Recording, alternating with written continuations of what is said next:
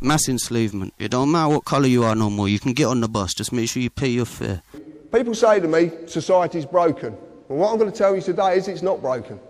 It works exactly the way it was planned to work. So consequently, the corporation and government and people who want to control you, they create a second you, and that second you that they control, that they created, is all capital letters. In law, you're a human being, but in the legal world, commerce, you're a person. That's the difference. In common law is upon the human being. In fleet, commerce, Admiralty, whatever you want to call it, UCC code, whatever, then your person is a fiction.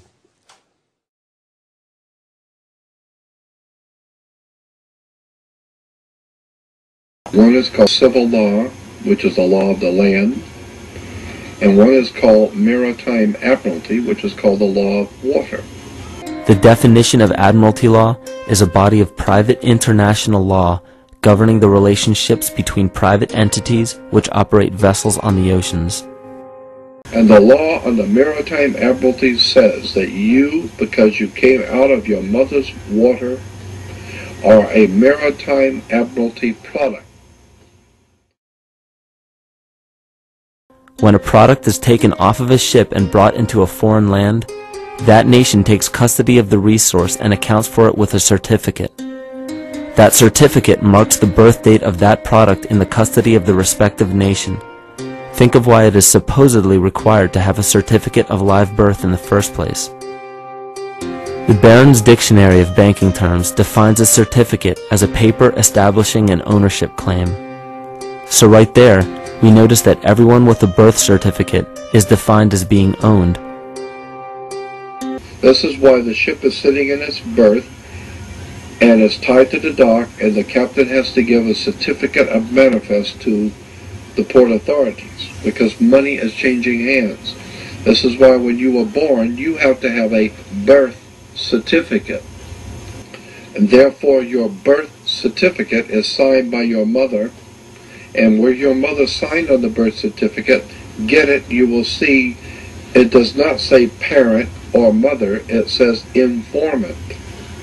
Your mother was informing the bank that she has just produced another product to be bought and sold. England, the British Crown, through international banking, owns your physical body. You sign a contract in which your name is in all capital letters, now I can take you to court. Now I can take you. Think of an aspect of your life that dictates the limits of your freedom. Government and law enforcement, insurance and pharmaceutical companies, taxes, building permits, driver's licenses, and more. There are hundreds, if not thousands, of stipulations, regulations, and boundaries on our freedom. And out of the ones that were just mentioned, how many have you researched to find out whether they apply to you or not? A common misconception among people is that any rule or regulation that governs them falls under one category: law. But there are many other forms of law that people abide by without realizing that they simply do not apply to them. Another misconception is that a nation's constitution gives us our rights. A constitution does nothing more than list the rights that we already have. We are born with inalienable rights, endowed to us by our Creator. They are not given to us, and they cannot be given away. The most a person can do with a right is choose whether to exercise it or not. Maritime admiralty law is what's known as the law of the water. It is superseded by civil law and only applies to those who willingly contract themselves into it. The Acts of Parliament are actually statutes. I don't know if you know the difference. Do you know, do you know the difference statute between law and common law? What's the difference between statute law and common law in your understanding? Well, my understanding is common law law has evolved through time. Yes. And what people would generally sense as a wrongdoing. Yes. So murder yes. is common law. Exactly. It's evolved through time, and obviously that is wrongdoing. Yeah. Yes. Now, statute law is law that's evolved through our court systems. Yes. Hold on a second. Statute law is actually in my understanding, and again my understanding is limited, is a misnomer. A statute is not a law. Did you know that? Right, okay. Do you know what a statute is? I'm not a lawyer. No, I know, but you're a policeman and you do. My limited it's very knowledge important. of the law as being a sergeant. Yes. Statute law is mostly generated by the court system. No, statute is not law. You say statute law.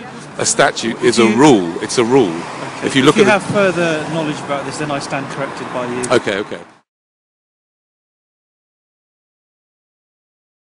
This is all done through a form of word magic. A simple perversion of language has made it possible to convince people around the world that these alternative laws apply to them. So statute is a rule given the force of law, right, through the consent of the governed. So it's a rule of society, yeah, not okay. a law. Given the force of law, yeah, through the consent of the society, the governed do it through the consent of the society. So if you have researched that, then I stand corrected. Okay, great. Thank you. Am I obliged to answer those questions? Entirely up to you. Pardon? Entirely up to you. So I'm not obliged to.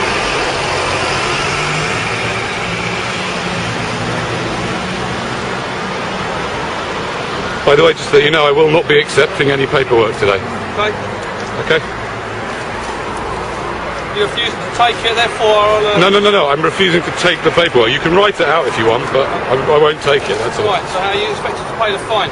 No idea. Am I obliged to take your paperwork? If failing to take the paperwork and failing to pay the fine... No, I'm not talking about paying the fine, I'm saying to take the paperwork. Am I obliged to take the paperwork? Of course you are. Am I under what law am I obliged to take the paperwork? If you don't take the paperwork, how are you going to pay the fine? You can put it through the system, it's up to you. I'm not obliged to take anything, and I'm not going to take anything. Right, you got your details on you? Do I need to give you my details? Yeah, you need to provide your details. Under what law am I to provide my details? That I'm issuing you a ticket. No, what's the law that requires me to provide you my details? Under ID cop plan, if you fail to produce your documents, I can arrest you. My documents? Yes. I'm a cyclist, I'm not a driver. Okay, you don't have a passport? I'm a cyclist. No, I don't. Who you are? No. Right, so how can I issue a ticket then? Born like this, into the concentration camp, where the camp has been built by the inmates themselves, and the inmates are the guards, and they have this pride in this thing they've built. They've built their own prison, and so they exist in a state of schizophrenia, where they are both guards and prisoners, and as a result, they no longer have, having been lobotomized, the capacity to leave the prison they've made, or to even see it as a prison. The whole world is going in the same direction. See, I think it's quite possible that the 1960s represented the last burst of the human being before he was extinguished, and that this is the beginning of the rest of the future now, and that from now on there'll simply be all these robots walking around, feeling nothing, thinking nothing, and there'll be nobody left almost to remind them that there once was a species called a human being, with feelings and thoughts, and that history and memory are right now being erased, and soon nobody will really remember that life existed on the planet. Mass enslavement. It don't matter what colour you are no more. You can get on the bus. Just make sure you pay your fare.